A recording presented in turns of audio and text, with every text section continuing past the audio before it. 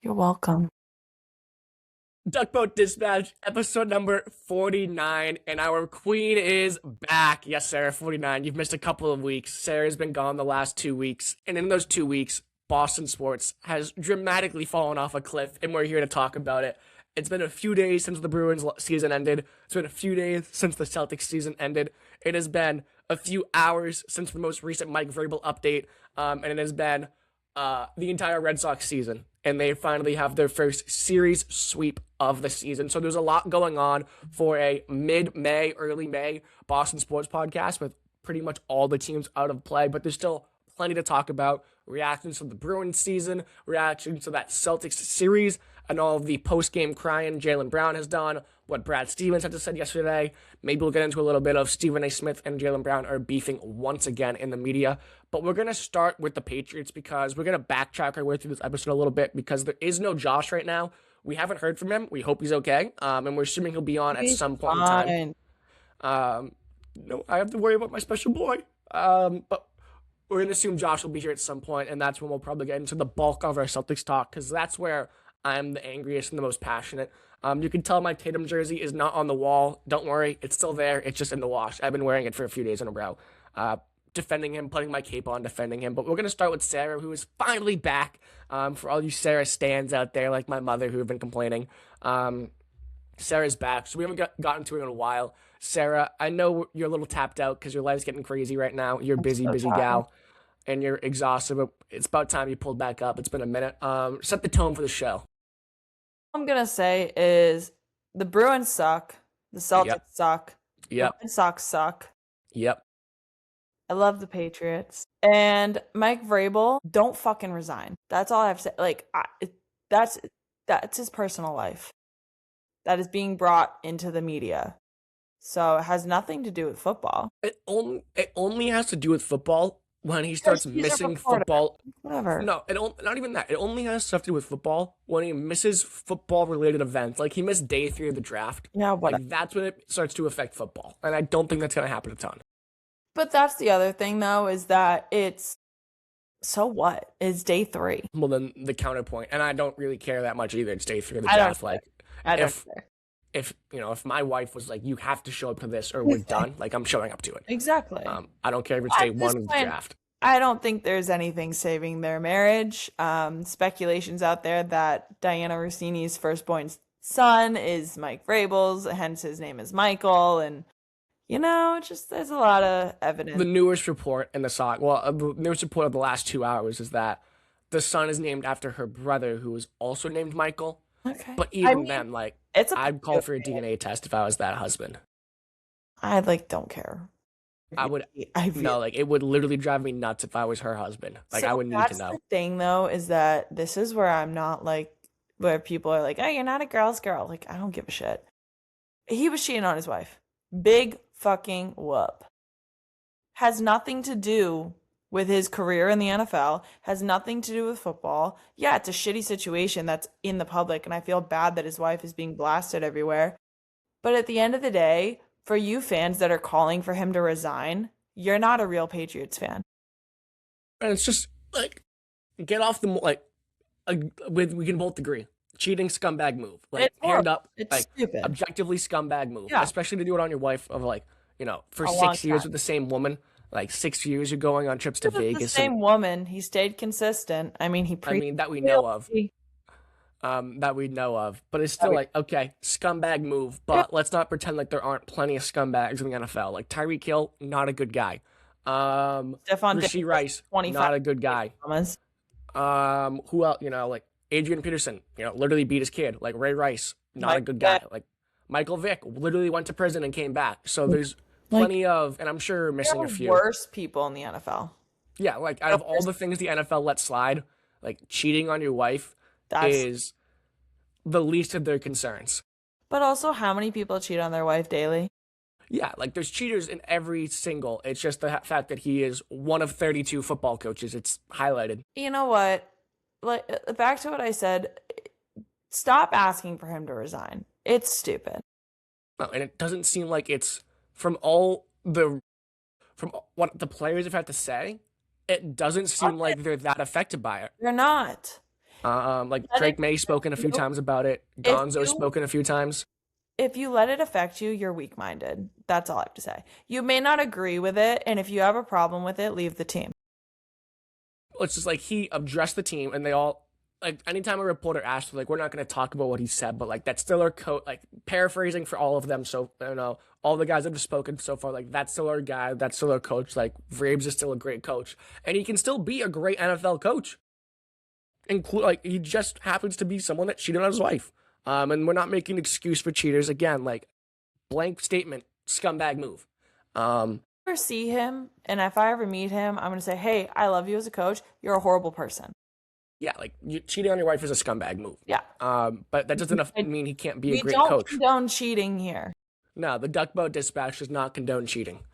But like, Um, I would much rather him be accused of cheating on his wife than cheating in the game of football. So, well, Bill Belichick kind of did both. Well, his long-term career, kind of did both. did he cheat on his wife though?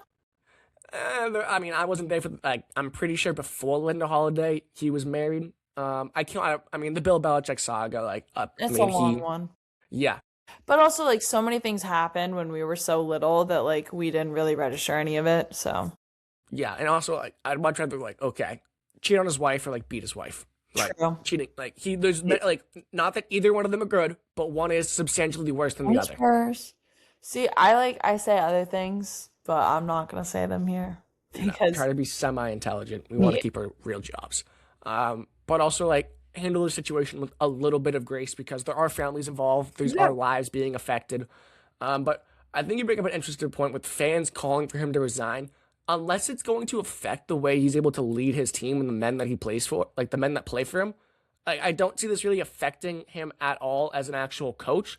I mean, he is so much of a vibes coach and a vibes guy. I wouldn't really consider him to be like a Sean McVay. I would consider to be like an X's and O's like genius. Whereas Vrabel, I would consider him of the if you're gonna build an archetype for coaches, you have like your game plan, your X's and O's, and then you have your vibes and your players coaches. He's Mhm. definitely on that side of the fence where he's Yeah. a players coach. So maybe this, I mean, it has more validity to affect like possibly affect the way he's able to coach because he is so much on building that connection with his players to get them to play as hard as he possibly can, rather than like if he was an X's and O's guy and just a scheme guy where he was just a brilliant football mind and not really a player person guy. Like I wouldn't be as worried, but I'm still not entirely like I'm not that worried that, especially with the comments we've heard so far early on. Like the way the players have been talking about him, like I don't think they want him. Like they don't want him to go anywhere. No, like, you just bounced. You literally just got to the Super Bowl. Why would you want like Exactly. again? And like considering the fact that like we had players like Max Crosby, we had players like AJ Brown and like other big names in the NFL saying like I want to be traded to the Patriots specifically so that Mike Vrabel is my coach. And one of their, I That's think it was, I want to say it was their fullback that they signed in the offseason, Reggie Gillum, if I'm remembering correctly, in his press conference the other day. He was literally like, I came to New England because of Vrabel. Yeah. And that still stands true. Like, Yeah. even after this, he's like, I'm still here for Vrabel. Like, he's what attracted me to New England. The only reason this is blowing up so much is because people are feeding into it. And I think it's just there's like every day a new It's a new- picture, a it's like new the video fucking drops. Epstein files of football. Like who cares? It was The KJ Epstein Britt, file not is Reggie Gillum. much worse. Much, much, much, much, much worse. But it's just like stop feeding into the fire and it will go away. And I think that I'm personally getting to a point, and I feel like others are getting there too, where it's like, you can keep like the boat video and the boat pictures where it's like, oh, here's a picture of Mike Vrabel on a boat with Cool. Diana Rossini when she was pregnant in 21, whatever the hell it was. Cool. Like we already know that like it's a blanket statement. Like, yes, we know he cheated with Rossini on his wife for 6 years. Like what more, like the initial photos, I get the reaction to. Yeah. And then The whole pictures from 2020, like I Yeah. get that. But now it's like we're not unearthing anything new. Like, okay, they were cheating on they were together for 6 You're years. just exposing any like more times that they were. Like they had great dates from the sound of it. Like he took on a boat. That seems like a great date. Sounds fun. Like, okay, Vrabel could take a girl on a good date. What did he do? That's the thing though, is that I'm over it. I don't care. I've washed my hands. I'm done. Like when I see like, oh, new Mike Vrabel update, I roll my eyes. I'm like, I don't care. Unless it's something like earth-shatteringly new, like if it comes out that Her you son know is her his. sons are Vrabel's kids, or we see like maybe texts. Like texts are always like really like earth-shatteringly like shockingly shockingly graphic texts come out, or like God forbid like picture like videos of them doing the deed. Like Yeah. that would be. But at this point, it's like, what else can you drop that we don't know? Like they should just confirm like, okay, they were together while she was pregnant. So obviously it was more than just like a physical relationship. There was like an actual emotional weight to the 6 year, 6 year cheating that they're both doing. So to me, nothing earth shattering, nothing will really catch my eye. Like, oh, I'd be like, oh, great.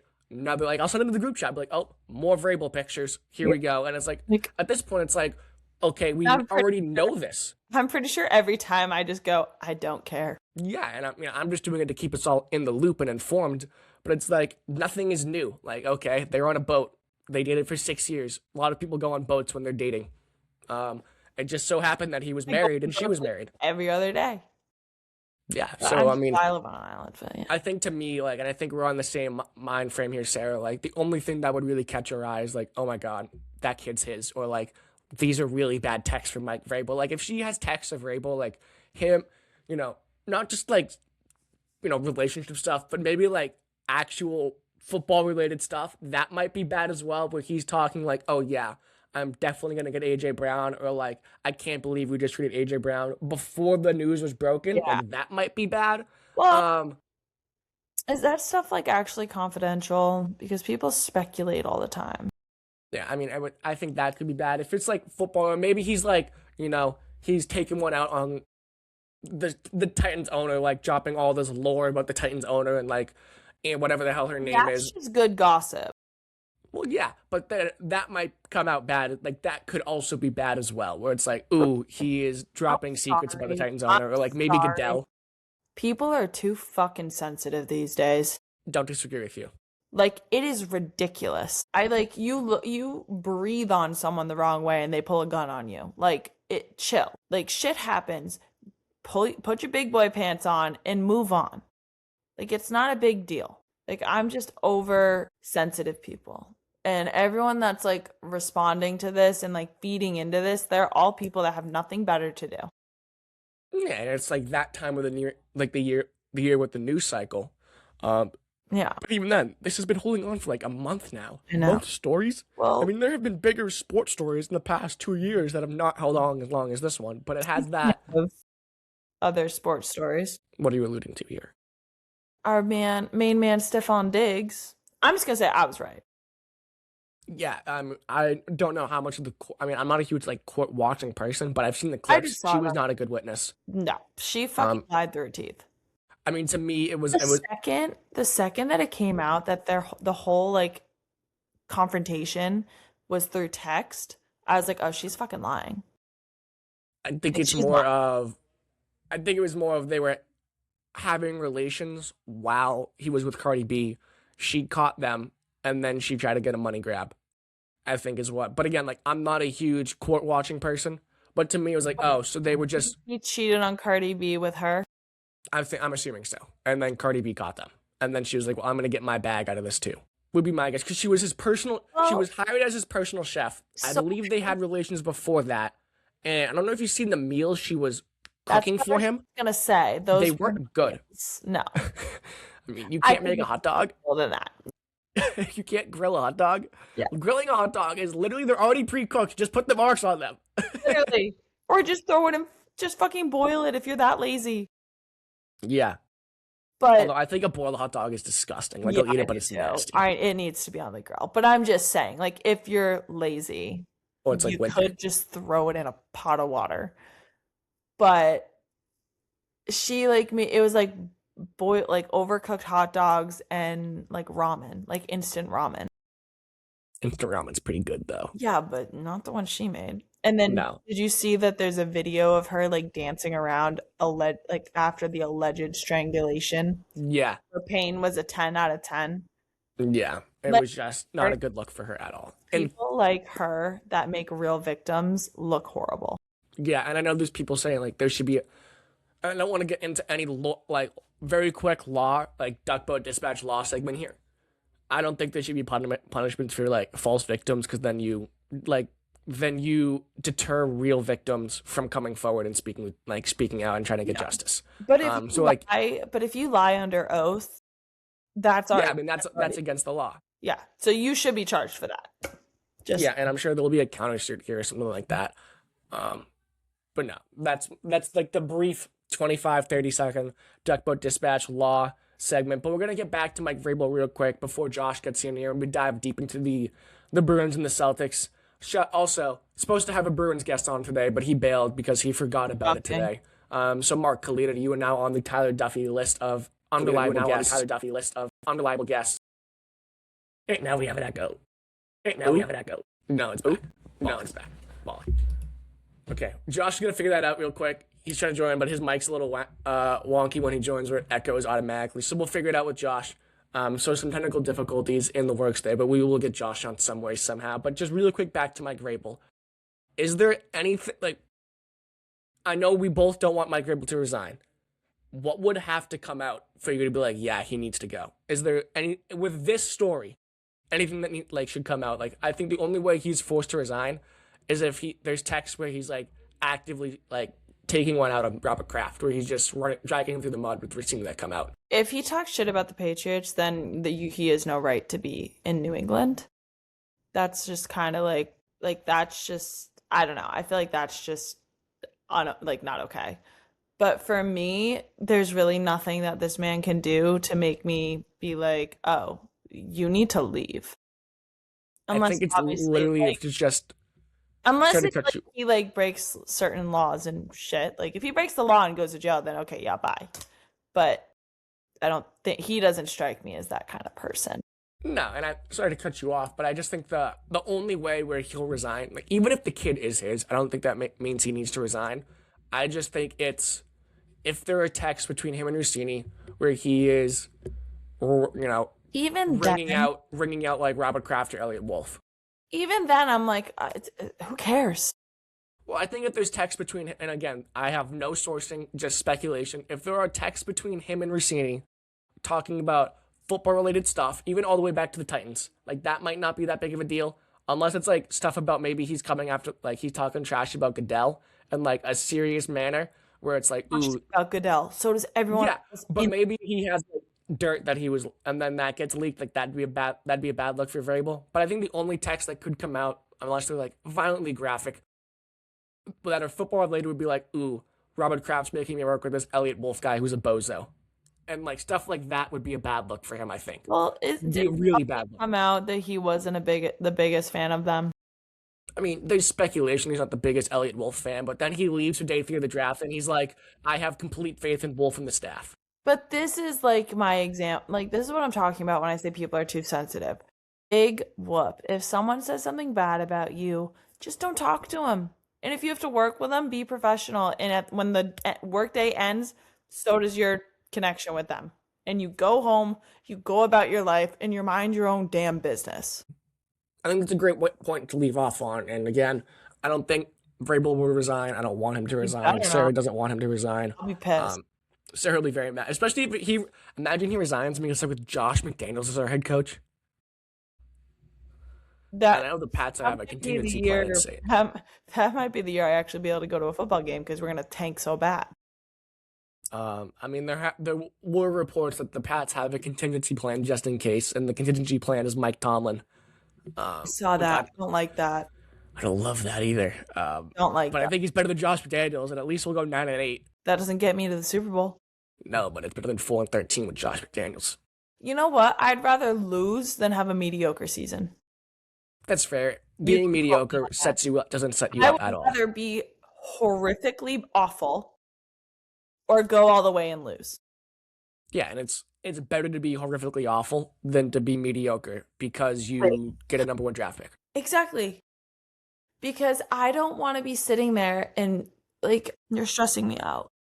It's all right. We'll move on. We'll move on to the team that we don't have to speculate about because their season's already over. Also, Josh, great to have you in. Good to see you. Josh, we can't hear you. You're gonna speak? You don't have a mic connected. Oh.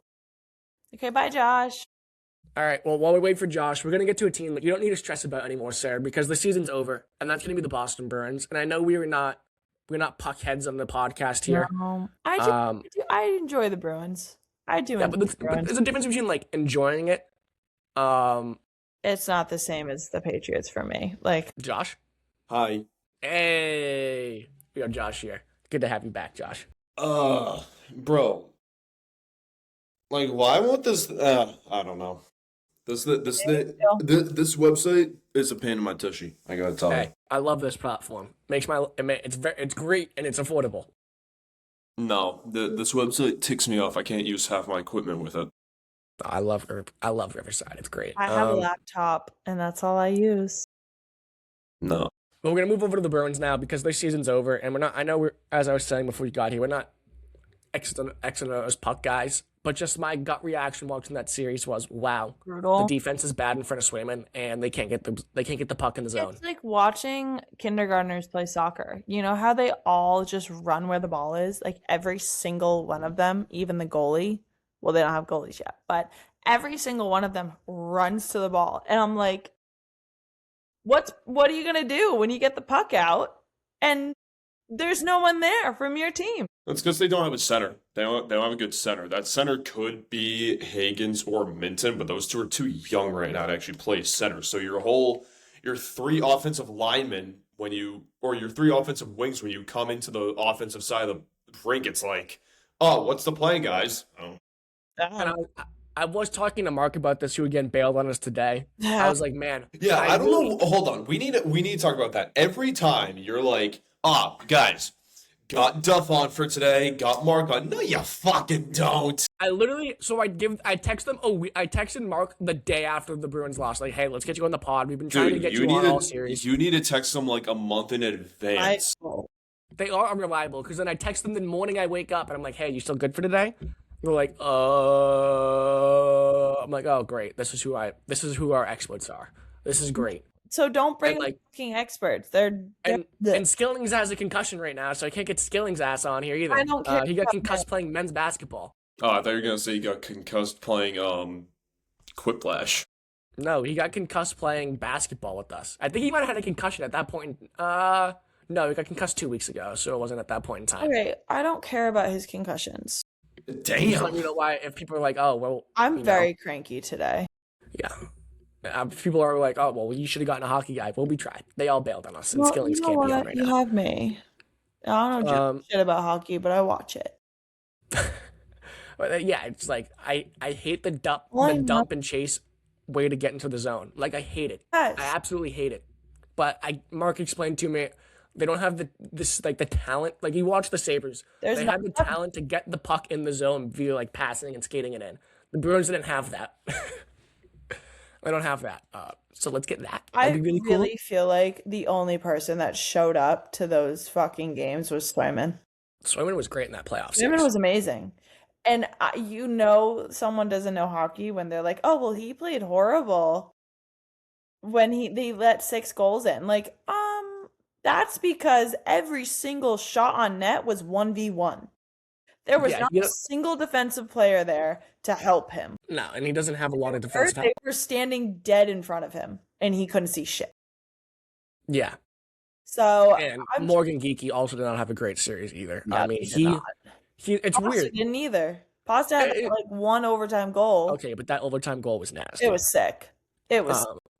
But Geekie has an issue where when he has the puck with the wide open net, he can't score. Yeah. But when he has the puck and it's like triple contested, he's like, oh, let me just drill this shot. It's very weird. Didn't he get that goal? Was it Geekie that scored the goal from like center ice? Yeah. Again, what the hell? Like, how did he do that? I don't know. I mean, that's more of a blunder on the Sabres attendee than anything. I had to watch.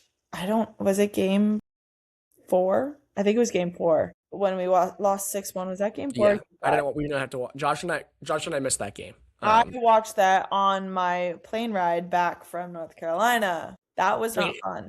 The fact that you're going to, and this is a larger issue, which we're going to get into with like the Celtics and the Bruins. Yeah. The fact that you're going to lose like that in the playoffs is bad enough. But on home ice, they lost every home ice game in the series. And they were a team that was supposed to be the strong suit. They were a good home ice team. But that's been a common theme for all Boston sports teams of recently. The Patriots were undefeated on the road, which like good job. I don't know why I tried to clap with one hand. But then you try to do this thing, which I hate, by the way. I don't even know what that is. Like, what? I hate it. You ate that shit, girl. You go. It drives me up a wall. This to me is like a great they're coming in going like, oh, I'm gonna pinch your cheeks. Like that. This is the modern day of snap your fingers like that. I miss that though. Like the sassy finger snap. I miss when someone just goes, no.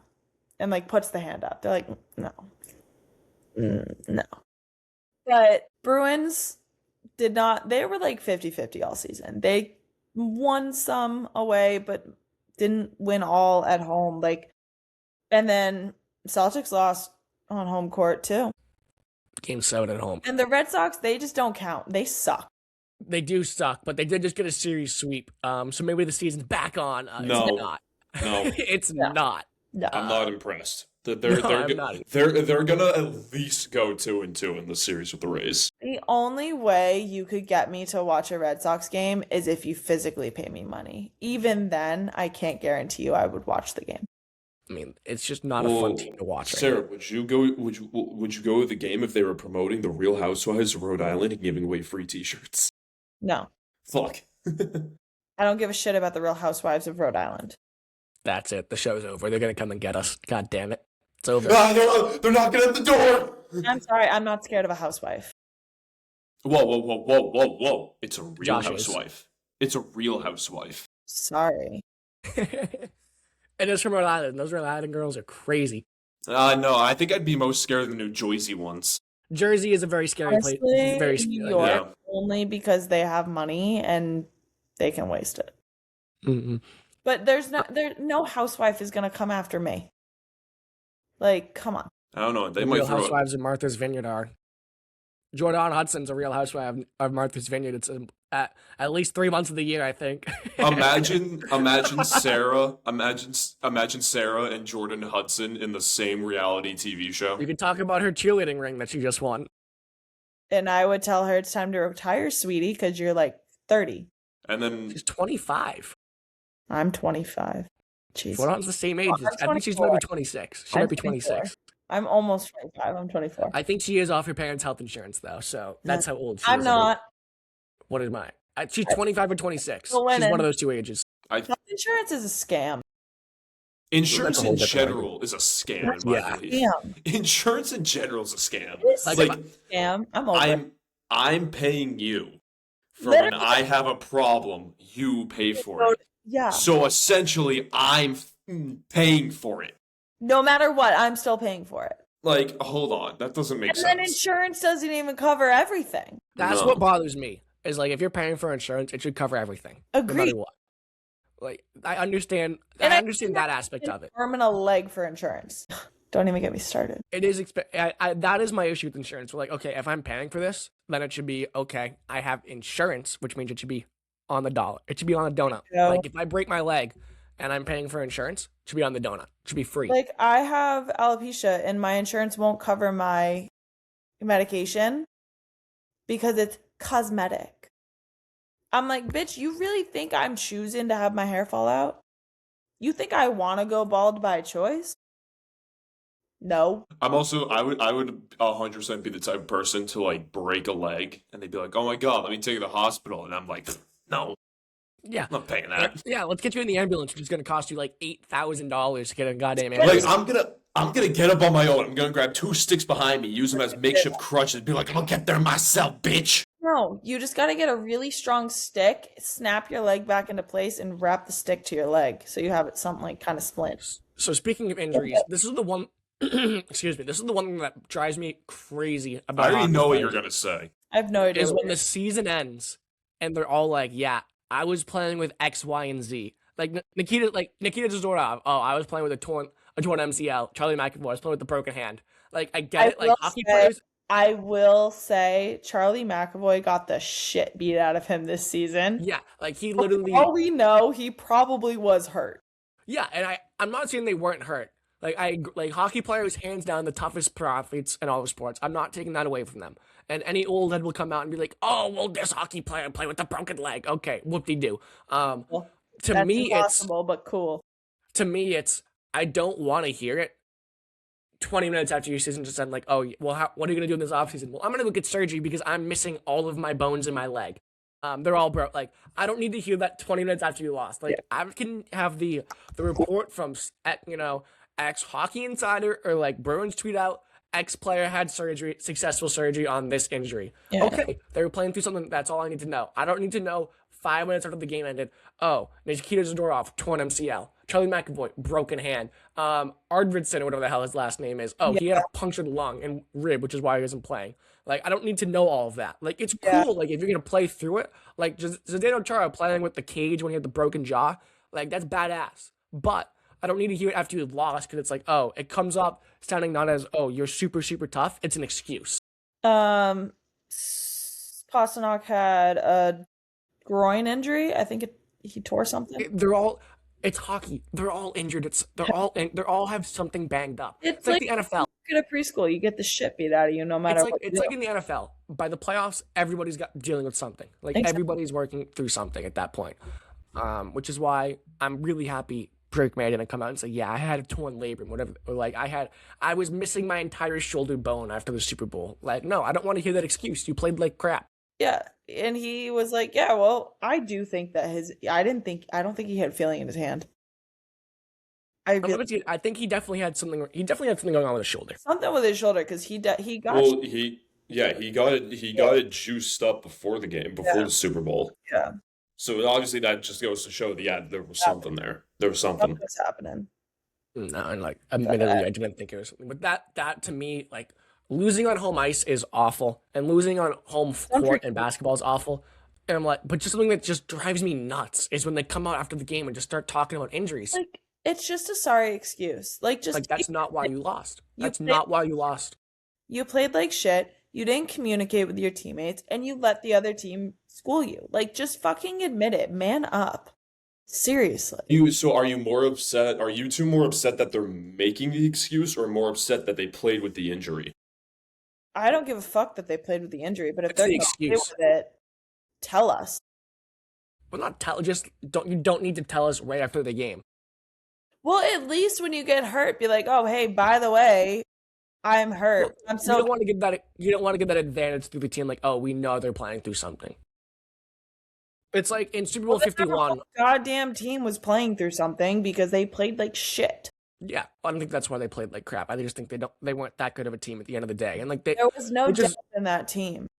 Which is the other side of the coin because I would say in at least 3 of those games, or maybe even 4 of those games, they were the better team for a majority of those games. Yeah. Like game 1, and I know you weren't here last week, Sarah, but I think we recorded after game 1 and game 2. Mm-hmm. I had said what's annoying is there have been 120 minutes played of this series, and for 110, the Bruins have been better, and they're only tied up at 1-1. So that to me is what bothered me, is that they couldn't close out game 1, because then you get to game 7, and anything can happen in game 7. Yeah. But like you close out game 1, you come home to Boston with the 2-0 lead. You shouldn't lose that game in the Garden. You shouldn't like splitting whatever, but you shouldn't get swept at the Garden. Yeah. At like up 2-0. Like that's embarrassing. I don't know. Hopefully next year they'll figure shit out. I think there's some stuff going on behind the bench too. I actually like Sturm a lot behind the bench. I think Sturm's great. I think you keep Sturm on the bench. I think Sturm had a great year. Yeah, No, I wasn't saying that he was bad. I'm just saying I feel like there's something going on. I don't know what it is. It's more of like a gut feeling, but I feel like someone's not happy with something, and I feel like there might be a few changes. I think there are definitely going to be changes this offseason. The changes are just going to be like the other, pieces here and there. I don't think there's going to be any like big time player moved off this team. I don't really see like Pasternak moved or anything like that. I think Pasternak should be named the captain of the team, and then you'll probably keep guys like probably McAvoy, even though he didn't have the best season, but you could probably go McAvoy.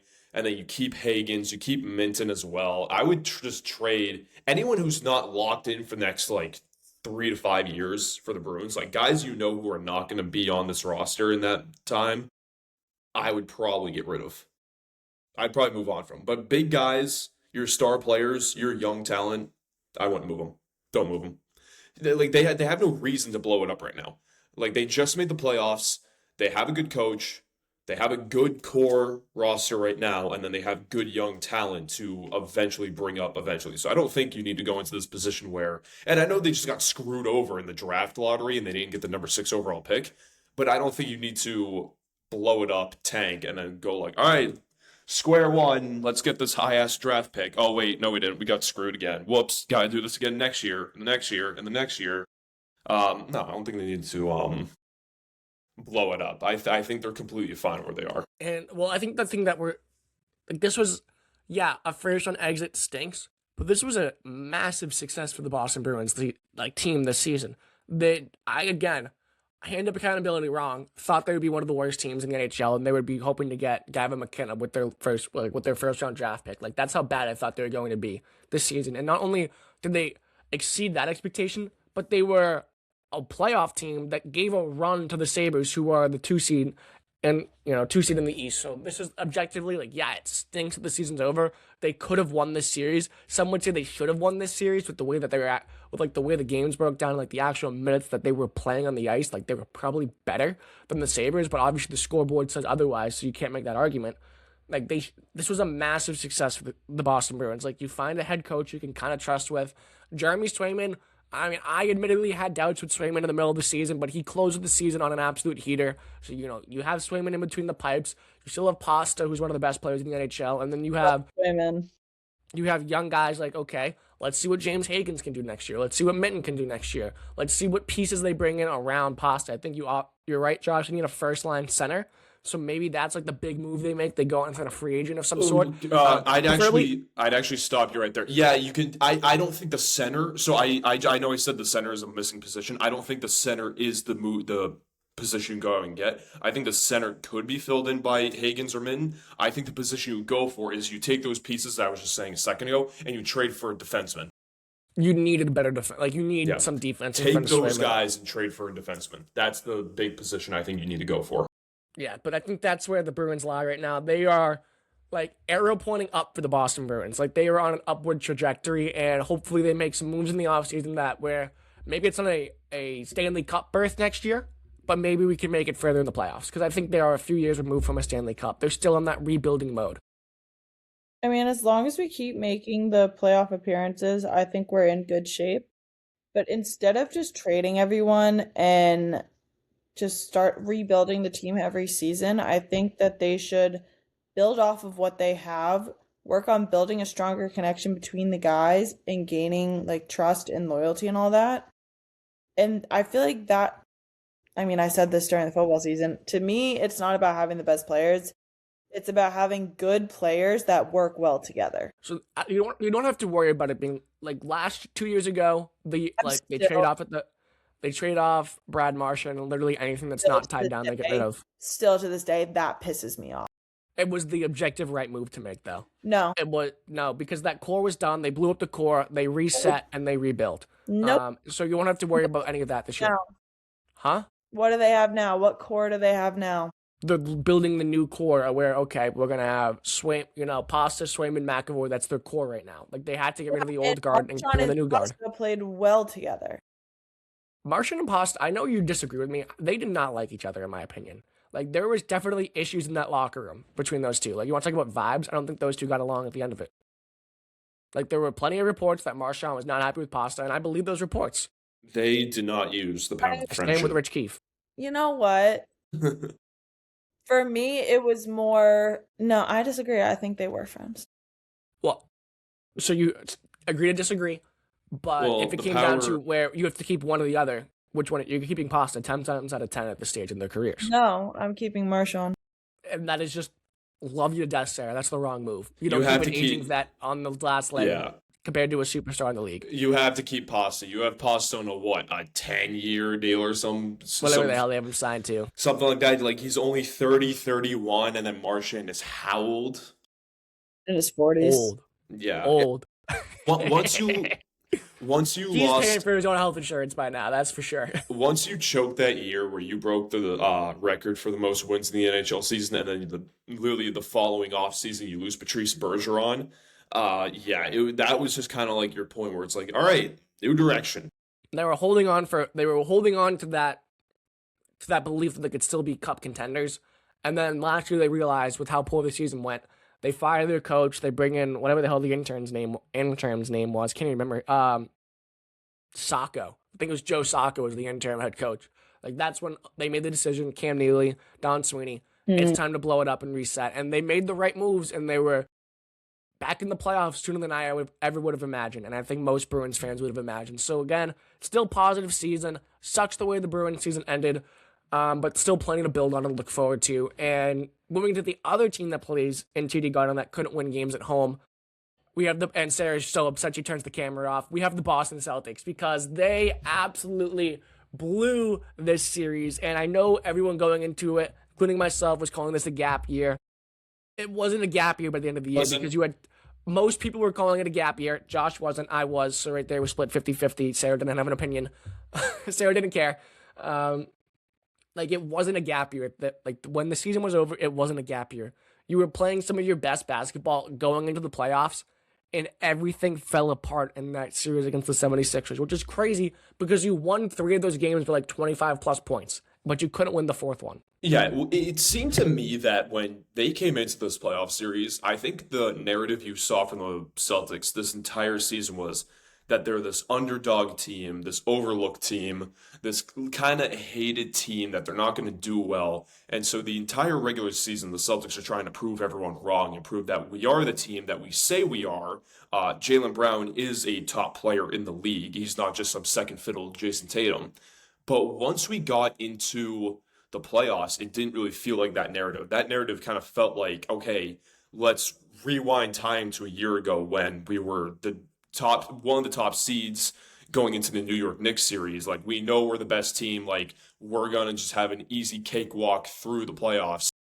And they got ahead of themselves. They got cocky and they ended up just kind of shooting themselves in the foot. So the narratives didn't feel the same between the regular season and the postseason. They felt completely different, and they didn't have that gut-wrenching personality and culture where they wanted to prove everyone wrong. They were just kind of like, all right, we're the Celtics. We're going to do Celtics business and take care of business. Oh, shit, we lost. Yeah, there's just there's speculation on Twitter that Mike Vrabel burner was found. It's just been deleted, so I was catching up on that. But you're right, Josh. Mike Vrabel's Twitter burner was allegedly found. This is all allegedly. And it's been deleted. Does he have phone insurance? People need to just leave him alone. Who cares? They're not going to leave him alone because people like TMZ are just going to keep chasing this story because it's getting, we're talking about it. It's getting a narrative, it's getting clicks, it's getting all that. And I mean, look at that. Speaking of TMZ, that video 4 hours ago just popped up on my Twitter of them on a boat dock together in Tennessee. Sorry, I didn't want to get us back on that tangent. I know we talked about it a lot at the beginning, but it was just I just saw it and I wanted to make sure it's just catching up on the most recent sports news. But you're right, Josh. They got cocky in that series. They got away from what made them good, which is what was playing deep, was playing fast, was playing energetic. And when things got tough, they reverted to iso ball between Tatum and Brown. And that's just not when this team is at its best. The team is at its best when it is moving the ball and using the defensive attention that Tatum and Brown draw from teams to get other guys good shots. And I know they missed, I think they were 49 for 176 from three-point land. They shot abysmal from threes in the series. But if you come down to the end of that game 7, where it's Jaylen Brown open three top of the key, he misses. Peyton Pritchard corner 3, he misses. Jaylen Brown free throw line jump shot wide open, he misses. Ultimately, what the series comes down to is they missed a lot of quality looks, but they also weren't, they were struggling to get quality looks, which is the other thing. Offensively, they were so stagnant and so just not what we're used to seeing from this team, which is one of the best offensive teams in the leagues. I mean, 3 of the games, they didn't even score 100 points.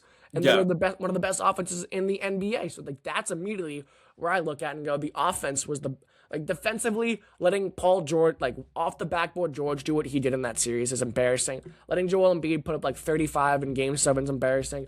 Tyrese Maxey was cooking those fools as well. Jaylen Brown, legitimately, the argument can be made, he got outplayed by Paul George in that series. And as the guy who was top 3 in MVP voting or top 5 in MVP voting had a career year, that's embarrassing to on the biggest stage when it matters most in the playoffs. You got outplayed by a 36-year-old Paul George.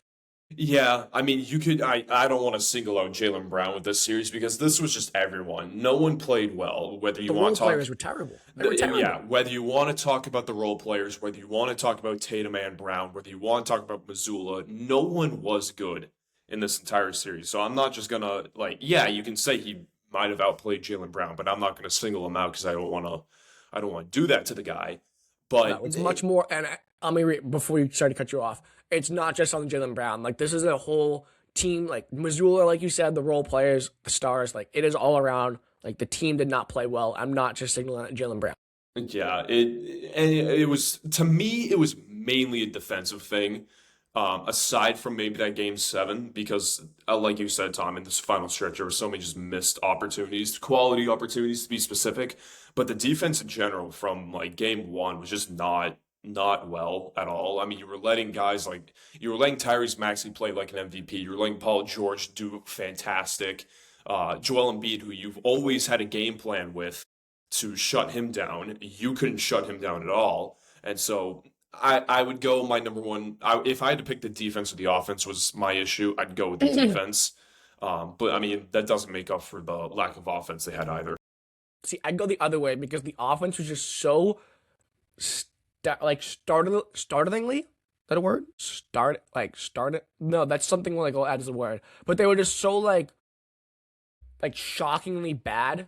It startled is the word. They were so startled. It startled me how bad the offense was, Josh, because this is a team that, again, was one of the best offenses in the NBA. And to revert to, Mazzulla, who loves ball movement, hucking threes, playing fast, to resort to slow iso ball, it just seems so out of character for this team all season long. And I know last week, Josh, we went through, how we blame, our blame going into why the series isn't over yet. And I still had complete faith they were going to win that series. And, woe is me, I was wrong yet again, which I feel happens all the time. Maybe I'm just terrible at my mistakes. Tom's wrong at sports talk? Whoa. No. Just, they let me, I think I would probably reorganize. I think I would put the most blame on Joe Mazzulla. Well, see, it's tough because I think Mazzulla was completely you can't put the blame on anyone. It's not fair. And people are now even going back to Brad Stevens to blame because they're saying Brad Stevens didn't do enough for this roster in the offseason. There is no person to blame. There isn't league who we're just gonna this offseason we're gonna be you're fired, you're traded, you blew the No, sleep. and I don't Goodbye. think they should fire anybody, and I don't think they should trade any superstars like Jaylen Brown or Jason Tatum. And I don't even want to talk about that right now because I think that's a better conversation for next week when we're further out from the playoffs and there's less to. I know we're almost a week away from when they choked it, but when we're further out next week, I think that's when you can really look at who should they add, what they should they be looking for. But I want to keep it locked in because I know it's not fair, but we're gonna do it anyways, Josh, because we did it last week. Role players, stars, which is Tatum and Brown and Joe Mazzulla. How would you organize? How you rank? Who's most to blame for this? And I want to say Joe Mazzulla because he was pants in this series by Nick Nurse. He did not make enough adjustments until it was dire in Game 7. And that starting lineup he ran out there, I don't know what the hell Ron Harper Jr. was doing out there, but that makes no sense. And if you're okay, well, let's put Garza out there because Kata's a guy who always gets into foul trouble in these playoffs for some reason. You know what's great about a new playoff game? They start with zero fouls. So that one didn't confuse me. Obviously you have to make changes because Tatum didn't play, and we'll get to our thoughts on why Tatum didn't play. But to me, it's you just literally swap out Tatum, you put in Jordan Walsh, and then you take out Hauser and you put in Bailey Shireman. That should have been the lineup. Yeah, I mean, it's hard for me to really rank the blaming for the entire series because I think you had moments where The role players were really the number one issue, and then maybe you could, for another game, you could say Joe. I think maybe if we're talking about for Game 7 specifically, I think Joe might have taken the most heat from this game. Won that starting lineup, and then I think Tatum took the most heat from Game 7. oh well, yeah, that's a whole nother story. If you want to get into that as well, I wasn't even including that. I was just talking about people involved in the game. So with people who were involved in the game, I think Joe Mazzulla's taking the most heat because of one, that starting lineup you just mentioned. Two, I think there was such a lack of rotations when there needed to be rotations. There was a stretch where Baylor Shireman was so bad in that first half. He did so mediocre, so bad that he wasn't getting anything to fall, and Joe just wouldn't sub him out. And I'm like, why is Shireman still out here if he's ice cold right now? Like, can we take him out and throw in? Can we throw in Vucevic? Can we throw back in Ron Harper? Can we just throw in? Oh, he was great. Where was Ugo the whole series? Oh no, I'm sorry. It was Ugo who was terrible in Game 7, not Shireman. Excuse me. Was No. great in Game 7. No. He was terrible in that first half. No, He was out there hustling, bro. No, he was terrible in the first half. Don't say was that. great. No. He did nothing in the first half. And Joe wouldn't. Lock down Tyrese Maxey. Joe wouldn't sub him out at all. He was taking so many bad shots and he couldn't hit a single one. Ugo can't shoot. I'll give you that. But what he was doing defensively massively outweighed his offense. I mean, true, but then why is half our offense in the first half going through him then? Because the offensive game plan was just awful the whole series. And who do you throw that on? So Joe, he draws up the game. Like he's at some point in time, yes, it is the end of the day. It's a make or miss league, and the players. I really want to put the players as the number one blame as to why they lose the series. Because at the end of the day, they're on the floor. They have to hit their shots. But Joe Mazzulla was so outcoached. It was just staggering how outcoached he was. Like the lineups, I didn't love the lineups. I didn't love when the fact that Tatum and Brown were reverting back to iso ball, and he wasn't able to snap them out of it. That's bad coaching. Yeah. I think it's I don't I take some weight off Joe's shoulders when it comes to Brown and Tatum playing iso ball. I think that is just the way they play. I think Tatum and Brown have been doing that ever since the two of them got drafted. We saw it when Brad Stevens was still the head coach. We saw it with the year with Ime Udoka. I think no matter what you do, for people saying we need to move on from Joe and get a different coach who can stop this iso ball, I don't think you're ever gonna stop that. I think that's just how Tatum and Brown play. So no matter what coach you get, you're gonna get a little bit of that. But yes, that doesn't mean that Joe's gonna get just a slap on the wrist from me. It was a terrible coach game. I didn't like it. There needs to be improvement in the offseason. I still love Joe. He's still my favorite head coach. I still think on paper he's the best head coach in Boston. But I can't say that for this playoff series. I can't say that. Yeah, I think I would probably go Joe, Joe, the stars and the role players, because at the end of the day, it is a superstar league. Can I say something crazy and off topic from the Celtics? At this very moment, on Thursday, May 7th at 5:37 p.m., the best head coach in Boston, Chad Tracy. No. Chad Tracy. No. Who the fuck is that? The Red Sox interim manager. God. No. Who are you putting over?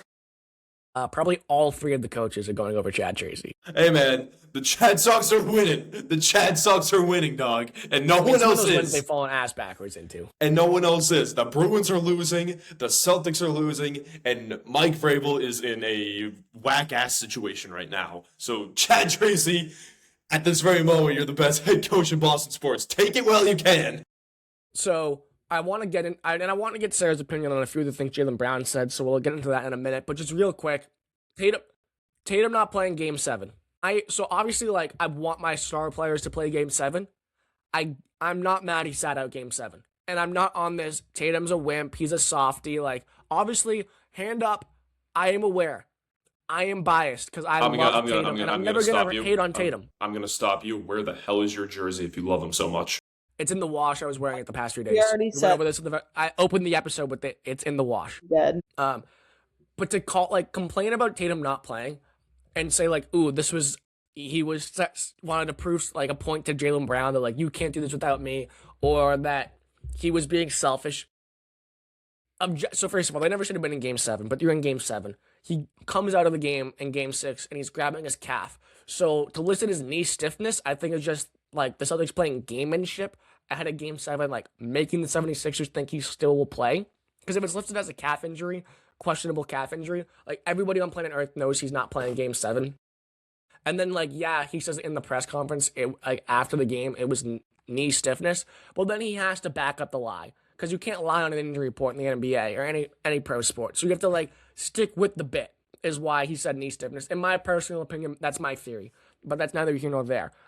Like, the guy just came off of a torn Achilles, one of the worst injuries you can have in the NBA. He hustles back. Damian Lillard didn't come back. Tyrese Halliburton didn't come back. Tatum hustles back. He plays the last month and a half of the season. He plays 40 minutes a night in games 1 through 5. He plays 29 minutes in game 6, leaves the game early with an injury, and then he can't play game 7. Like, I understand it. Like, that is the holy hell.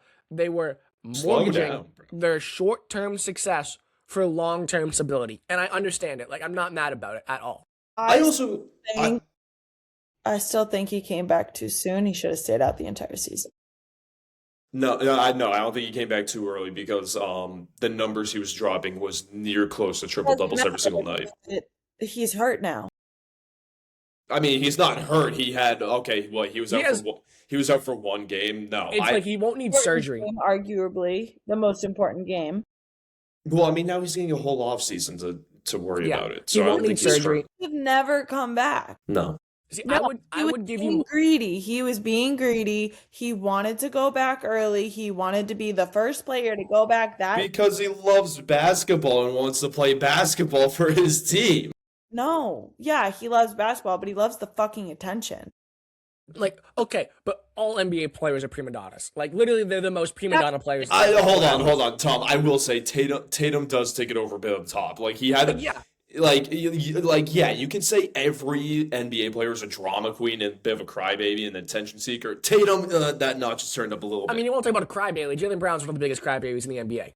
So you're all down, bud. I mean, we'll get to that in a minute. But do I agree with you, Sarah? Like, yeah, did he want some of the attention coming back? Like, yes. But also, if you listen to him talk, literally all he would talk about in the press conferences would be like, he's just so happy to come back and play basketball. Like, he loves playing basketball. And yes, was the mini-series, the docu-series he did, whatever you want to call it, was that an attention grab? Was that corny? Yeah. His but, daily vlogs. Being open and vulnerable about coming back from, like, a very difficult injury in the NBA. Like, sue him for wanting to be open and honest about it. Like, his daily vlogs. Hey, guys, welcome back to my vlog. Today we're going to be going through health insurance. TC. Yeah. Whose call was it to sit Tatum? His, Brad Stevens, or the doctor? Or Joe? That was not his decision. Like, that was absolutely Brad Stevens. That was absolutely coaching, whatever. I don't know, because based on what Brad Stevens said in his presser, it sounded like the doctors weren't like there being like, all right, slow the roll now. Injury, we gotta sit him out. I think it was with what Brad Stevens said, I think it might have actually been a good chunk of Tatum's decision to kind of sit himself out. No, I mean, do I think he had a say in it? Yes, but I think it came down to the doctors being like, hey, look if you play, there's a serious risk of you tearing your other Achilles or whatever it may be, because he's overcompensating with his left Achilles because his right Achilles isn't 100% yet. And he was like, okay, I'm not willing to risk another year. Like, maybe that was that very well could have been what happened. But I still think if Tatum has the decision to play Game 7, 100% on himself, no information, he's making that decision to play Game 7. But that's also why I think it was selfish of him to come back early, because that's when his team needed him most. Like, we would have got to the playoffs without him. So I think even they were in the playoffs without him, and I think the reason he came back early was to kind of ramp himself up to playoff speed. And I think if he sits another week, I still think it comes down to where he's overcompensating with his other leg for his new Achilles. And if him playing 40 minutes a night, I think is the bigger issue. If he was on a minutes restriction, he maybe doesn't get hurt. No one's going to agree with me because everyone has love blindness for Jason Tatum. Like, they bow down, stick their head up his ass. He's like the new Tom Brady. Like, let's not go that far. I'm just saying. Him, right there. Some of us just have a cardboard cutout of him in their house. It's him, officer. It's him. I know.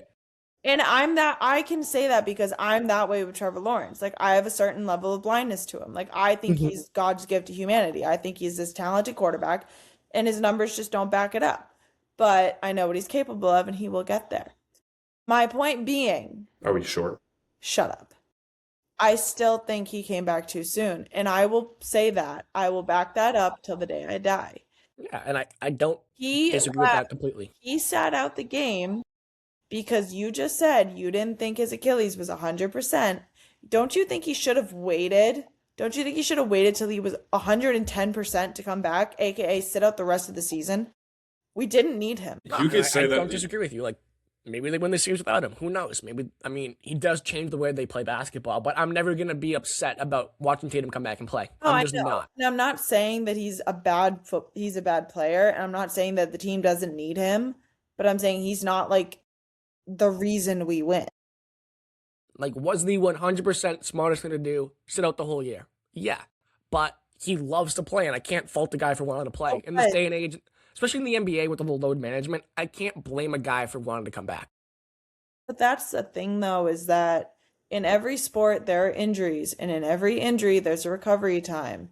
And if you go back too soon, you fuck yourself over. And that's going to be something you deal with forever. Tell me I'm wrong. I mean, I don't think it was. We've seen guys come back from injuries, and I think honestly, more than anything, he was playing too many minutes a night. Like, he didn't need to be playing 40 minutes a night. I think he was 100% because I don't think this is a player you take that risk on. I don't think this is a player where it's like, oh, he's halfway done, he's a quarter way done, throw him out there, whatever. I mean, it was Jason Tatum, your star core player. This is the franchise. This is who Bill Chisholm spent $7 billion for. He helped you win a championship, and so I don't think you're going to play around with that. I just think that in general, when you have an injury this severe, whether it's an ACL, an Achilles, a collapsed lung even, it's going to be a lingering thing for the rest of your life, no matter how fast you come back from it, what your recovery actually looks like, or I'm not a doctor, or how late your recovery is. I think no matter what, it's always just going to be a lingering thing, both mentally and physically. So I think from time to time, you're going to hear, Jason Tatum's out tonight with a calf strain or with a knee stiffness. I don't think it's going to be like, we're never going to hear about the leg again from Jason Tatum. I guarantee you, Jason Tatum will miss like at least 5 games next season because of like some kind of leg issue, leg stiffness. I think it will just be a recurring issue that Jason Tatum will just have to play through for the rest of his life. Yeah, and I think that's really valid. And then real quick before we get out of here, I just want to get Sarah's opinion on the stuff Jaylen Brown's been saying. So Jaylen Brown. Oh no! Hold on. This is my fucking tone setter. I'm gonna set the scene for Sarah. Okay, this is like my tone Sarah setter. go, and then we'll let you go because my dinner is on the table. Like, I don't know what we made it, and I'm hungry. Is it $25 Dino Nuggets? Ma, what'd you make for dinner? Yeah, what'd she make for dinner? Oh, it's just did Stephon Diggs chef make it? I have a hot dog. I'm able to bring it in then. So I'll set the scene for Sarah real quick. Your mom makes a hot dog better than that woman. Probably a damn good hot dog too. Well, how is the hot dog prepared? Is it? Went to the butcher shop and got. I'm gonna go grab it. Nice Josh, one. set the scene for Sarah. I'm gonna go grab my dinner real quick. God. Bro's gonna go gobble his glizzy real quick. Okay. So, Sarah, there were 2 instances that Jaylen Brown was recently on his stream because he likes to hop on his stream. Okay. We'll talk about the first one initially. The first one initially was right after the Game 7 loss. So this is literally right after. He just goes home and then hops on his stream. Okay. He was basically on that stream. He was essentially just talking and complaining about the refs that game, saying that the refs were out to get him. There was some kind of ploy to not give Jaylen Brown calls or give him too many offensive calls. People were, and he was basically saying like Joel Embiid, the star center for the 76ers, flopping the entire game. And so it's probably not something you want to say directly after a Game 7 loss and you're eliminated. And so people were immediately flaming him, saying he's like Jaylen Brown is a complainer, he's a crybaby, he's making excuses for winning the game. Mm-hmm. I personally don't think that, and I will die on this hill with Jaylen Brown that I don't think he was looking for excuses. Which is why I kind of want Tom here, because I know Tom is immediately going to take that position when he comes back with his 12-inch meat stick. I hope he has his AirPods still in and he can hear me, by the way. He definitely does. Because that if he takes them out, they don't reconnect. So he definitely did. But like, so essentially, he was just complaining about the refs and Joel Embiid flopping directly after the game. Do you think that was appropriate of him? Like, do you think that was kind of like, do you think he's in a fair position to be complaining? He was also fined $50,000 for this, by the way. That's fucking stupid. Yeah. I think he's fine. I mean, you gotta vent, man. Especially when you lose a game like that. Like, that was the end of the season for them. That was do or die. So I think that he has every right to say how he feels and say whatever the fuck he wants. You've heard me run my mouth after a Patriots Yeah. game. So, he did have his AirPods in, so he heard me the entire time. How's your 12-inch meat stick, bud? So first of all, Ma did it great. This is not a dry hot dog like Stefan Can we Diggs, get chef. can we get a look? Can we get a It's a review? beautifully grilled hot dog. Oh, your hand is in the way, bud. Come on, Hold like up, let's do bun better. just broke. I'm working on it, bro. Oh my god, bro. Bro doesn't know how to handle his meat. Shut. Pause. Shut. I need you to hold it for me, Josh. Beautifully grilled hot dog by Ma. As you can see, it's not dry. It's still a little juicy. Anything on it? No, he No, doesn't. I think condiments are nasty. No, he's like the most boring I person on think the ketchup and planet. mustard are nasty. Ranch, nasty. All of it's nasty. You and then- nasty. Some And corn on the cob, which is again better cut off the cob. Like, God. So no, you can't call it corn on the cob. That's just corn. It is corn on the cob. I cut it No, off. it's not. Cut it off the cob. It's then not some on the potatoes. cob. It's Some not potatoes on. as well. It's not on the cob. It's corn. That is now right. corn. One bite, everybody knows the rules. All right, welcome to. Dave It's a Portnoy. good hot dog. Can we get a 10 on a 10 scale? 10 scale. What are we giving it? Like an 8.6 out of 10. Can I Okay. just say something real quick? One of my students had that exact lunch today. He's 4. Smart kid. He's 20 years younger than you. I'm 22.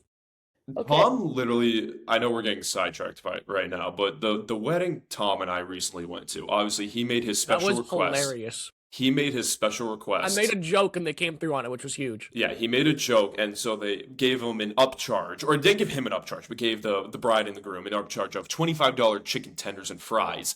But then he started a train where like 5 other people switched their order to chicken tenders and fries. I didn't. I wasn't one of those people, but I can confirm that like 5 other people switched their option to that. Honestly, for wedding food, I probably would have too. I thought the wedding food was pretty good, at least what I got. You get the chicken, steak, or fish? I got the chicken. Ah. It was pretty good. Tom, your mic is off, dumbass. Those potatoes you had were really good. Those potatoes Yeah. were fire. I'm a It sucker for was- a good potato. It was like a chicken. It was like a chicken breast with some kind of like sauce with stuffing, potatoes, and broccoli. And it was actually I thought I ate the whole thing, and it was really good. Personally, I probably would have gone steak or fish, depending what the fish was. See, I think steak is overrated, so I didn't go with the steak. Was it even a steak or was it like a pot? It I don't was even it know was if a pot. steak. It was a pot roast. It was a pot roast, yeah. Yeah.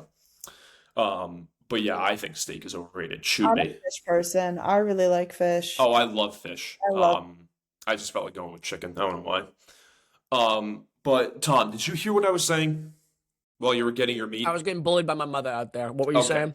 So I literally gave the I run. know the story. What's your opinion? So all Sarah knows is about the first stream. She doesn't know about the second one. But the first stream, There. I understand people are saying Jaylen Brown is making excuses for why they lost. I personally don't think that. Do you think he was making excuses for why they lost? So I think he's making it. I'll start with this. I don't think it was really appropriate for him to be coming out this really immediately after a game 7 because he's kind of doing that to himself. But I don't think he was making excuses for that game. As someone, shut up. I'll eat my hot dog. As someone who has no filter and needs to rant and has minor anger issues or attitude problems, I got Minor? problems. Shut up, Tom. Shut up. I think that he is totally fine to say how he feels and rant and like, you know what? It's a form of therapy. Okay? So he should not be fined $50,000. That's ridiculous. The stream is also not an NBA regulated stream. It's just Twitch. So I mean, he can say whatever he wants. It's not like he directly was like, oh, the refs are 100% why we lost. So he did say Who cares? that the NBA needs to investigate the refs that they had. He's like, there's 3 of them right here that should be investigated. So, like, that sense, I get why he was fine. Like, that's a step. Yeah, that is. But I don't. So my take is, I don't think people are saying is this as if he's like some crybaby saying he was blaming the refs for why they lost Game 7. And I'm going to be very specific with his words. Nowhere in that stream or in those clips that people clipped online, nowhere in those clips did Jaylen Brown say, we lost because of the refs. He did not say that. All he was doing, in my opinion, was pointing out a consistency issue among the refs. And this could have been a regular season game. This could have been game 1 of the playoffs. Could have been a preseason game, an in-season tournament game, a play-in game. No matter, I don't think the actual layout of what this game was actually mattered to Jaylen Brown. I think it was just him pointing out a matter which has been a concern for the past decade of the NBA, of bad calls and flopping, and I think he's just not a guy who's going to keep silent. Jaylen Brown is not a silent guy when it comes to issues of his matter. We know this. He's a big protester, especially during the COVID era when he would hold a bunch of protests for all that stuff. And so he's not a quiet guy. If there's an issue, Jaylen Brown is going to speak on it, and I think that's all he was doing in this game, and I'm 100% going to back him up on that. So to me, here's my issue with it.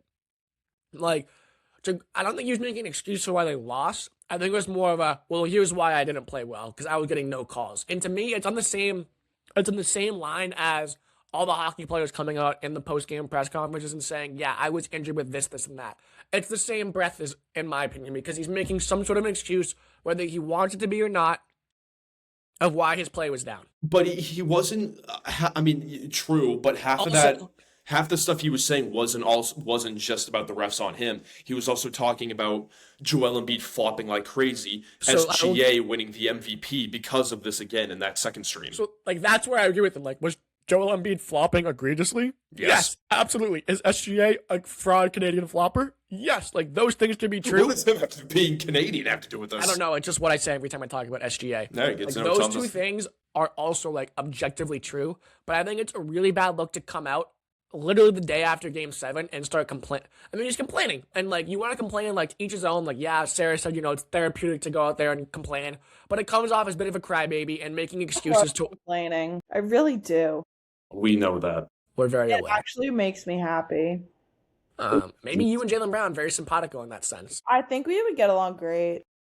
Well, I don't know. You hate basketball. He loves basketball. No. I hate basketball. I just don't enjoy watching it.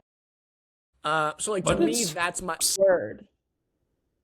To that, I do use that word. I think you use it probably once an episode. I'm sure you said it earlier. Say I hate anything. I usually just say I don't care. I'll have to go back and listen to the files. Okay.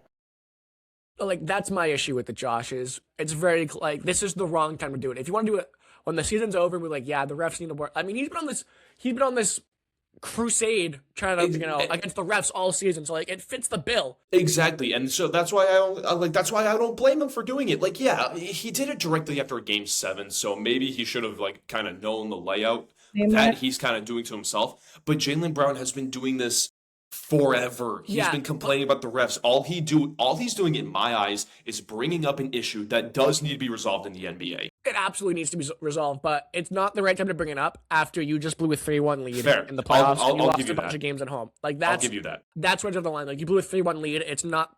You want to say, like, the refs had a bad whistle? Sure. That's not why you lost the series. And he's not saying it, but you're implying it when you bring that up so soon after the series. It's a bad look. The only thing I did... the only thing that was good about the streams was yesterday he addressed, like, the rumor that he's unhappy with Boston. He's like, I want to play the next 10 years in Boston. Like, that is the only good thing about these streams that have come out. Because everything else, like, the X's and O's of why he doesn't dish the ball to Kate in the paint, but to Pritchard in the corner, I'm here for that all day. Like, I love to get the inside scoop on the decision-making of what players are thinking in the moment. Like, that's cool. But to go and cry about the refs, say Joel Embiid's a flopper. We all know he's a flopper. You don't need to say that, JB. Like, it is known he is a flopper. Like, literally watch him play. He's 7 feet tall and pushing him around like a baby in a stroller. Like, we know what Joel Embiid is. He's a flopper. Like, that is where my issue comes with it. I kind of want to now touch on the positive aspects. I'm so, one more negative. Go for it. It's just like, the issue is, in his head, he thinks he's on the same level as SGA, Tatum. He's on that top tier level of guys who get the best whistle, but he's not. He's just not. Like LeBron James, SGA. I don't think Luka, that matters. I don't think that matters though. But that's who gets the best whistle. The best players get the best whistle. Like, SGA gets the best whistle in the league because he's the MVP. He's the media darling. He's their guy. Like, he gets the best whistle in the league because that's who he is. Jaylen Brown's not that guy, and that's why he doesn't get a good whistle. And that's what it boils down to. Like, that's at a core. What the issue is he wants to get the whistles that the best players in the league get, but he's not, so he won't. Does that matter, though? I mean, it's just a call is a call. But it shouldn't matter, but that's how it works in the NBA. I mean, yeah, that's the thing I've kind of gotten used to is I've kind of stopped complaining about fouls because I know that's kind of where the league is at and the league's kind of changing. I'm hoping it gets resolved because I am not a fan of it, but I've kind of gone to that point where I'm like, oh, call, whatever. I am still waiting for my apology from every single person who has tried to break up the Jays. I'm still waiting for it. I am going to go to every single media outlet with a pen and paper, an official apologetic license, if that's even a thing.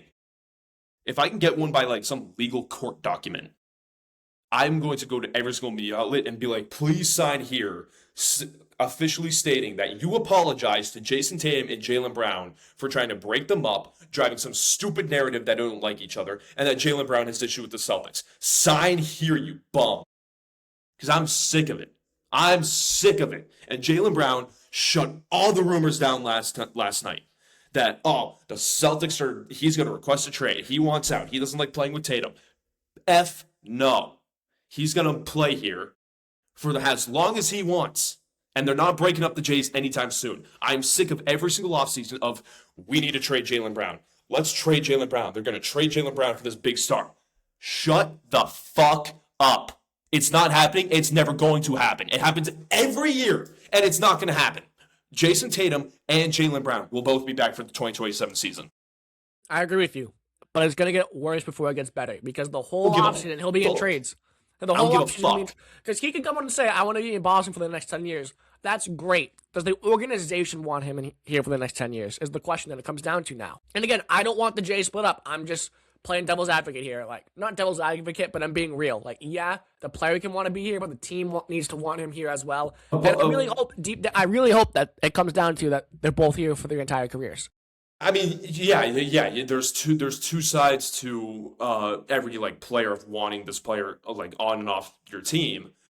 It's just essentially I can't buy into that right now because what are your options? What, you're going to trade Jaylen Brown for Giannis? I think that's a terrible idea if you're going to ask me. So at the moment, I'm going to say they're going to keep Jaylen Brown because what else are you going to do with him? Well, yeah, you can maybe dump the contract, but then what? You're going to go into a rebuilding stage if you're going to just try and dump that contract out? Also a stupid idea if you're, in my opinion.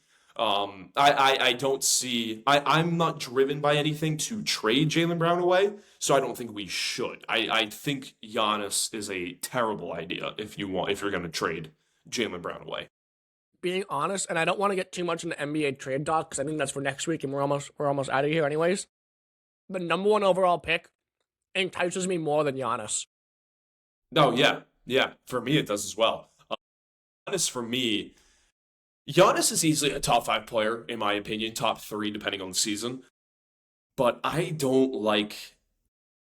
He only fits on the Milwaukee Bucks team. And what I mean by that is he is the sole person, the offense and the defense runs through him. He is the powerhouse. He carries the team to the playoffs, to the championship.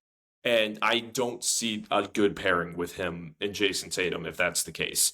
Giannis is a weird player where he's a freak athlete, but his style of play doesn't fit this era of the NBA, where everyone's shooting lights out threes, everyone's getting to the foul. I mean, Giannis will get to the foul line, but everyone's, shooting lights out threes, and Giannis isn't that player. So I guess depending on the team, it's for if I'm the Boston Celtics, the number one overall pick would entice me more than Giannis. But if you're a New York Knicks, I'd say I think Giannis entices you more than the first overall pick. I think it depends on the team to kind of make that statement. Yeah, it'll be interesting to see how it all plays out. And we have nothing but time because, the Chad Sox might have just won 3 in a row. I don't think that's going to stay very long, but who knows? Neither do I. Maybe next week you come back here and they're on like a 7-game win streak, whatever the hell they're on. But that'll do it for today's episode of the Duck Boat Dispatch. Sarah back this week. It was great to have you back, Sarah. It's just not the same without you. Episode 49. Make sure you subscribe on YouTube, comment, like. Go follow us on Instagram, TikTok, social medias. If you want more of an audio version of the podcast on Apple Podcasts and Spotify Podcasts, it's a pain to find the Spotify one. But luckily, Sarah set up a beautiful little link tree on the Instagram bio you can click on and go find everything you need there. So make sure you follow, like, share, repost. It goes a long way. Be a friend, tell a friend. Sharing is caring. That's what Sarah tells her kids at school. And we'll be back next week with all of your Duck Boat Dispatch content, with all the Boston sports content. Maybe we're not just like abysmal next week with Boston sports. Maybe there's something positive to be talking about, but who knows? So thank you for listening.